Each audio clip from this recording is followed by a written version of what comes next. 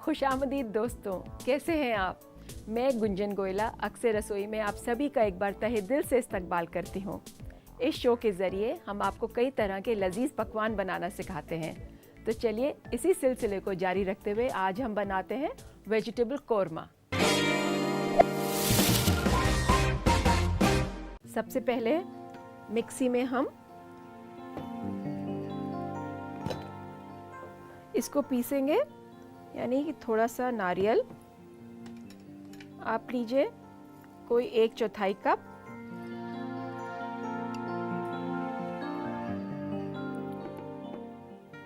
प्याज,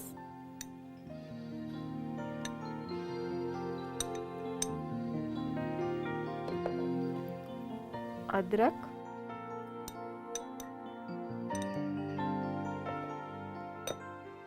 थोड़ी सी हरी मिर्च, थोड़ा सा कटा हुआ हरा धनिया और आधा चम्मच हल्दी। इस सब का हम एक पेस्ट, स्मूथ पेस्ट बनाएंगे।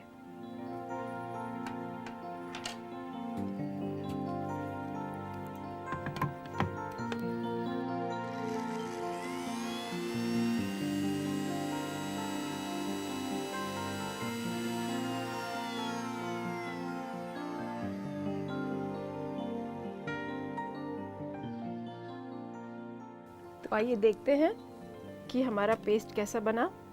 ये बिल्कुल सही है, बिल्कुल स्मूथ पेस्ट बनाइए। क्योंकि आपने इसमें हल्दी और हरा धनिया डाला था तो कितना खूबसूरत रंग निकल के आया है। इसे हम एक छोटे से बोल में निकालते हैं।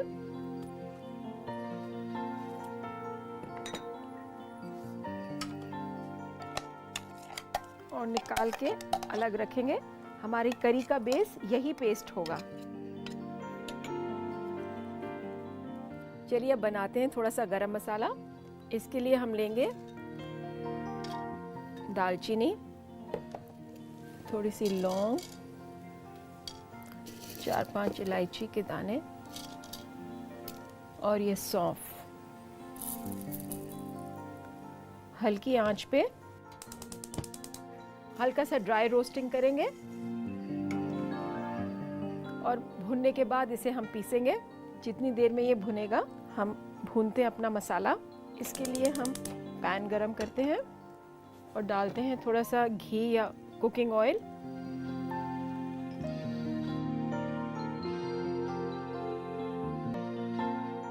तो ये घी गरम हो गया है। इसमें हम डालेंगे थोड़ा सा तेज पत्ता। इसको एक बार हल्के से सौते करिए। इसी के साथ हम डाल देंगे हमारा पेस्ट और 1 मिनट हम इसे भूनेंगे।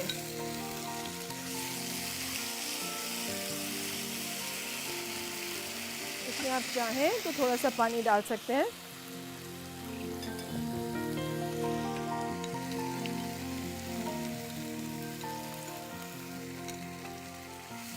बस 2-3 मिनट के लिए भूनिए इसे। जितनी देर में ये पक रहा है, ये हमारा मसाला ड्राई रोस्ट हो गया है और इसे हम पीसेंगे मिक्सी में। उसके लिए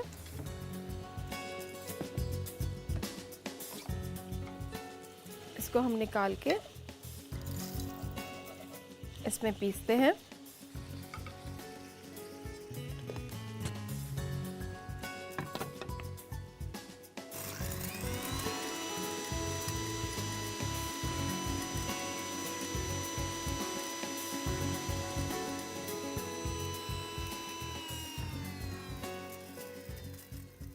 ये मसाला पिस गया है और हम इसे एक प्लेट में या किसी में निकालते हैं। एक प्लेट में निकालते हैं।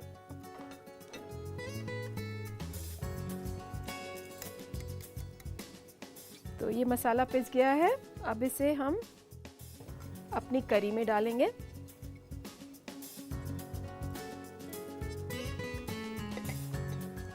ये जो वेजिटेबल्स हमने काट के रखी हुई हैं, इसे हम करेंगे पार बॉयल। में ये एज इट इज़ आलू और गाजर इसी पैन में डालती हूँ और हल्का सा बॉईल करेंगे। थोड़ा सा पानी और डालें। उबालते वक्त इसमें डालिए 1/4 चम्मच नमक और हम इसे करेंगे कवर।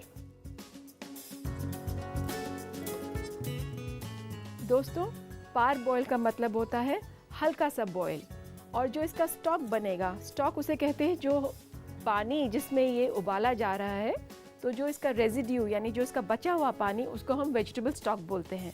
उसी समेत हम इस करी में डालेंगे जो कि एक ग्रेवी बनेगी। अभी हमने इस बेस को यानी कोकोनट पेस्ट को इतनी अच्छी तरह भूना है और ये हो गया है ड्राई, तो इस स्टॉक से इसमें करी का बेस आएगा।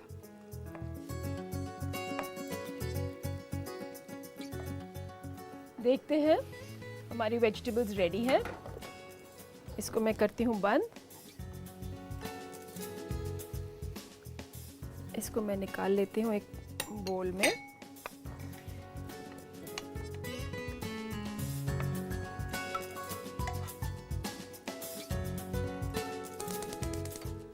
अब हम पैन में पार बॉईल करेंगे अपनी बीन्स। इसके लिए मैं हल्का सा पानी डाल रही हूँ और जब ये बॉईल हो जाएगा पानी, हम वेजिटेबल्स तब डालेंगे।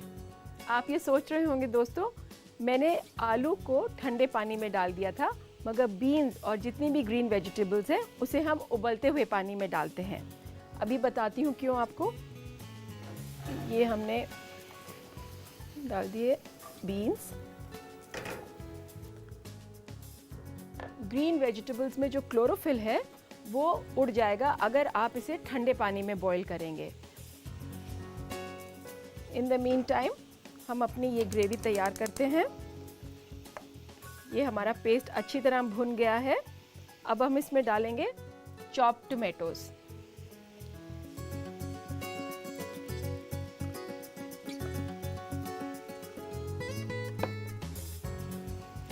और इसे अच्छी तरह भूनेंगे इसी के साथ।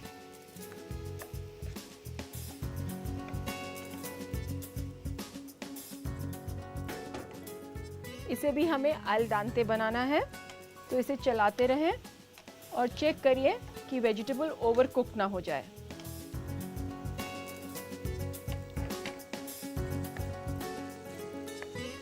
हल्का सा पानी डाल सकते हैं इसमें।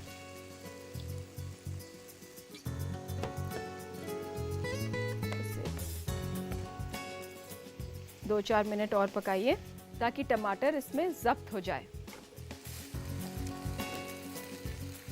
दोस्तों, हमारा ये वेजिटेबल ऑलमोस्ट डन है। इसे मैं गैस बंद करती हूँ और इसको निकाल लेती हूँ बाकी वेजिटेबल्स के साथ।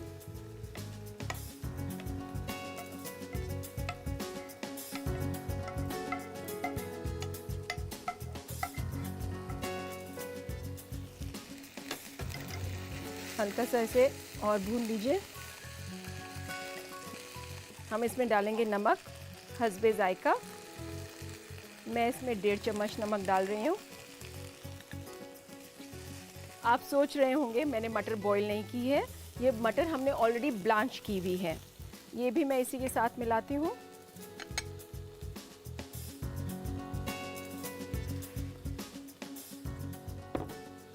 और अपनी ग्रेवी तैयार कर रही हूँ। टमाटर जब थोड़ा गलने लगे तब हम इसमें बाकी वेजिटेबल्स डालेंगे। थोड़ा सा पानी और डाल दें।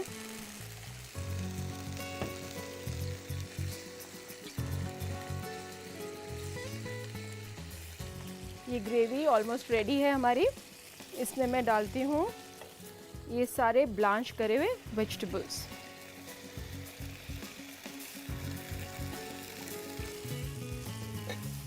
बस क्योंकि हमारी करी भी पकी हुई है और वेजिटेबल्स भी प्री कुक्ड हैं, हमें बस 1 या 2 मिनट और पकाना है ताकि करी और वेजिटेबल आपस में ज़ब्त हो जाएं।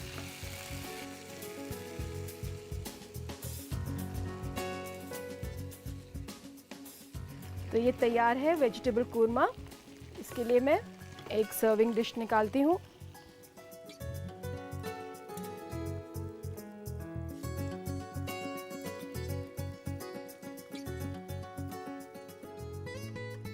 इसे आप ब्रेड के साथ, चपाती या राइस के साथ सर्व करें। अच्छा कॉम्बिनेशन है ये और ड्राई वेजिटेबल है और आप देखेंगे इसमें तकरीबन सारी वेजिटेबल्स आ गई।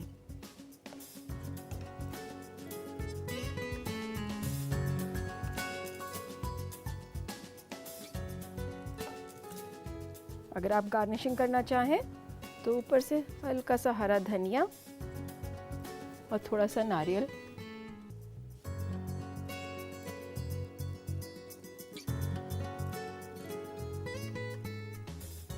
तो लीजिए साहब, तैयार है वेजिटेबल कोरमा।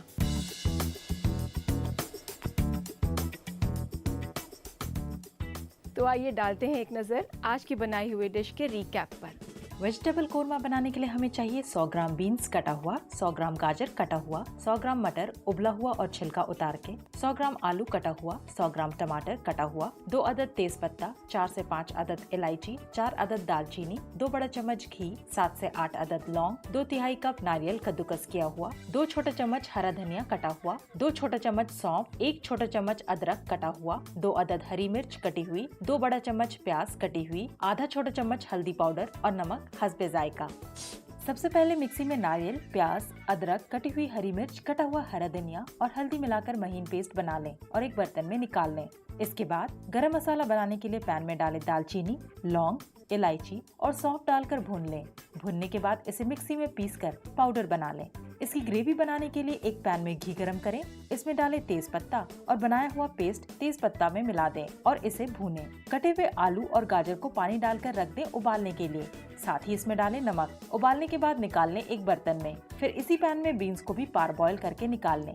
उबले हुए मटर को इन वेजिटेबल्स के साथ मिला दें। फिर भूनते हुए ग्रेवी में डालेंगे कटे हुए टमाटर और थोड़ी देर पका लें। इसमें मिलाएं नमक और फिर सब्जियों को डालकर 2 मिनट और पका लें। हरा धनिया और नारियल से गार्निश करें। लीजिए तैयार है वेजिटेबल कोरमा। वक्त हो चला एक छोटे से ब्रेक का, कहीं मत जाइएगा, देखते रहिए अक्सर रसोई। ब्रेक के बाद अक्सर रसोई में आप सभी का एक बार फिर से इस्तकबाल है। दोस्तों, ये सेगमेंट मेरा पसंदीदा सेगमेंट है क्योंकि इसमें मुझे मिलते हैं आपके ख़त पढ़ने को। मगर उससे पहले आइए डालते हैं नज़र आज के बदलते हुए फूड ट्रेंड्स पर। आजकल खाने को पेश करने का तरीका भी बदल गया है, इसलिए आज हम बताएंगे खाने को सजाने यानी गार्निश करने के कुछ बुनियादी टिप्स। गार्निश करने से पहले ख्याल रखें कि किस तरह का फूड या ड्रिंक है। जैसे सूप थोड़ा बोरिंग दिखता है तो आप उसमें क्रीम, दही, फ्लेवर्ड ऑयल या कद्दूकस किया हुआ चीज इस्तेमाल कर सकते हैं। सब्जी के पकवान को गार्निश करने के लिए आप पुदीना, हरा धनिया, सिट्रस फ्रूट्स के छिलके, बादाम और कद्दूकस किया हुआ अदरक का इस्तेमाल कर सकते हैं। गोश्त को गार्निश करने के लिए अलग अलग तरह के सॉसेस, हर्ब्स और स्पाइसेस का इस्तेमाल किया जा सकता है। स्वीट डिश गार्निश करने के लिए आप ताज़े फल, ड्राई फ्रूट्स, फेटा हुआ क्रीम, अलग अलग तरह के चॉकलेट्स, पिसी हुई चीनी और खाने वाले फूलों के पत्ते का इस्तेमाल करके इन्हें दिलकश बना सकते हैं। इसके अलावा गाजर, टमाटर, शिमला मिर्च, नारंगी, नींबू, इन सब से भी आपका खाना और शरबत अच्छी तरह गार्निश किया जा सकता है। बाजार में कई गार्निशिंग टूल्स भी मिलते हैं, चाहे तो आप उनका भी इस्तेमाल कर सकते हैं बेहतर नतीजे के लिए। पार्चमेंट कोन या पेपर कोन्स, एप्पल कोरर, सिट्रस स्ट्रिपर, ग्रेटर या कद्दूकस, कुकी कटर्स, टूथपिक्स, सीख और सब्जी छीलने वाला।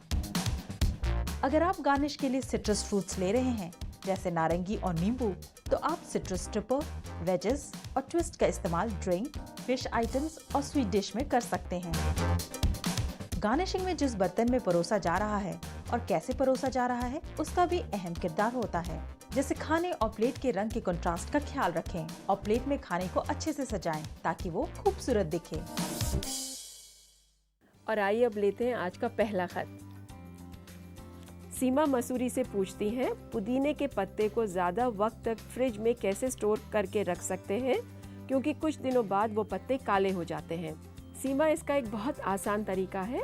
पुदीने के पत्तों को आप अखबार के कागज़ में लपेट कर फ्रिज में रखें और जितनी ज़रूरत हो एक बार में सिर्फ उतने ही पत्ते तोड़ें।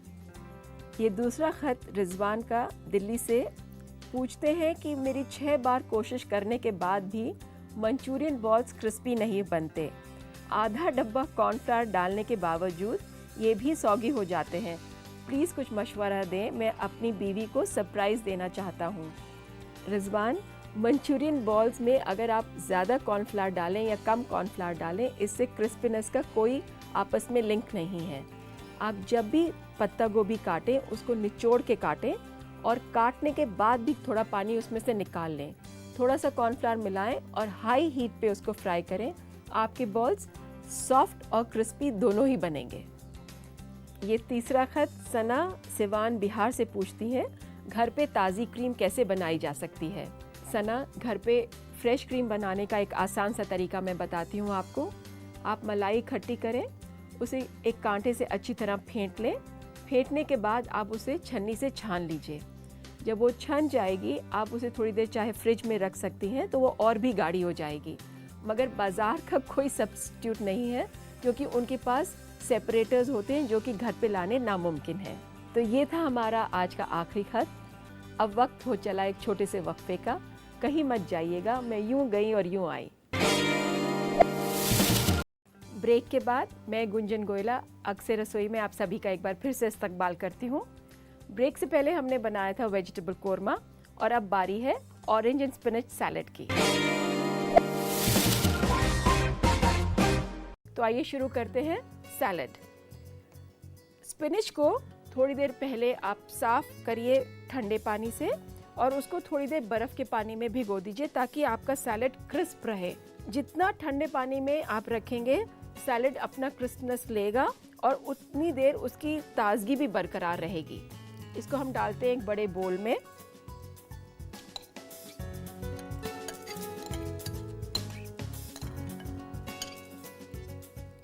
इसी में डालते हैं हम कुछ नारंगी,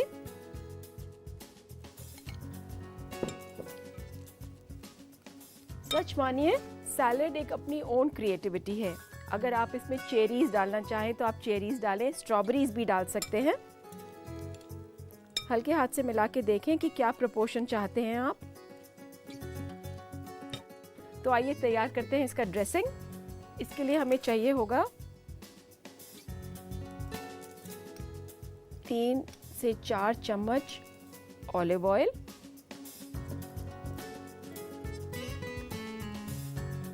थोड़ा सा विनेगर,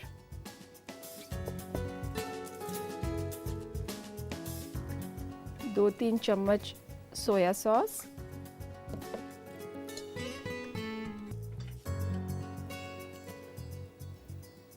1-1.5 चम्मच चीनी, आधा चम्मच के करीब काली मिर्च पिसी हुई, नमक हस्बे जायका, मैं इसमें आधा चम्मच पौना चम्मच के करीब ले रही हूँ और इसको अब मिला लीजिए अच्छी तरह। आप चाहें तो इसे मिक्सी में भी मिला सकती हैं। आप चाहें तो आप इसमें मॉल्ट विनेगर यूज़ कर सकते हैं। आप इसमें कुछ हर्ब्स डालना चाहें तो आप हर्ब्स भी डालें। और इसमें अब डालती हूँ सैलेड में, हल्के हाथ से मिलाएं इसे। दोस्तों जैसा देख रहे हैं आप, ये गार्निशिंग और ड्रेसिंग डालने के बाद सैलेड थोड़ा सा मुरझा जाता है। तो इसका बेस्ट यूसेज यही है कि आप जैसे बनाएं आप फ़ौरन कंज्यूम करें। इसमें क्रंच लाने के लिए मैंने ये बादाम रोस्ट किए हुए हैं, इसको मैं 2 टुकड़ों में तोड़ के इस तरह डाल रही हूँ। आप चाहें तो फाइन जूलियंस भी काट सकते हैं। क्योंकि मुझे मोटा बादाम पसंद है इसलिए मैं इसे हाथ से तोड़ रही हूँ। इसको मिलाएं। अगर आपके यहाँ मेहमान आ जाएं और आपके पास कोई नई डिश ना हो परोसने के लिए तो you can try this new dish. Let me serve it in a बोल।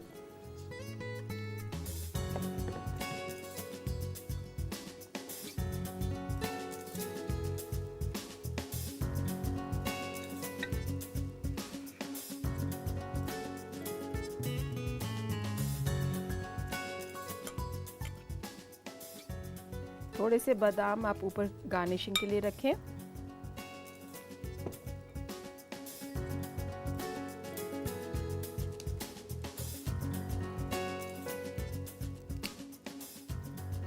आपका ऑरेंज एंड स्पिनच सैलेड बिल्कुल तैयार है।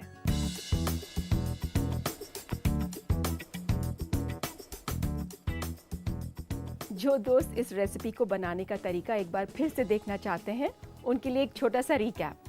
पालक और नारंगी का सलाद बनाने के लिए हमें चाहिए 200 ग्राम पालक कटा हुआ और 2 अदद नारंगी। ड्रेसिंग के लिए हमें चाहिए 3 से 4 छोटा चम्मच ऑलिव ऑयल, 1 छोटा चम्मच सिरका, 2 से 3 छोटा चम्मच सोया सॉस, आधा छोटा चम्मच काली मिर्च पाउडर और 1.5 छोटा चम्मच चीनी। टॉपिंग के लिए 4 अदद भुना हुआ बादाम।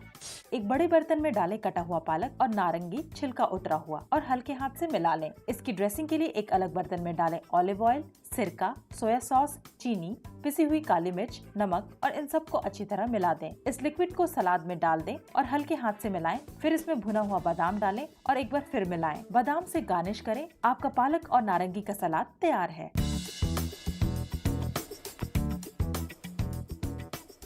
उम्मीद है आपने नोट कर लिया होगा। इसी के साथ वक्त हो चला है आपसे इजाजत लेने का। फिर मुलाकात होगी कुछ नई रेसिपीज के साथ प्रोग्राम अक्सर रसोई में। खुदा हाफिज।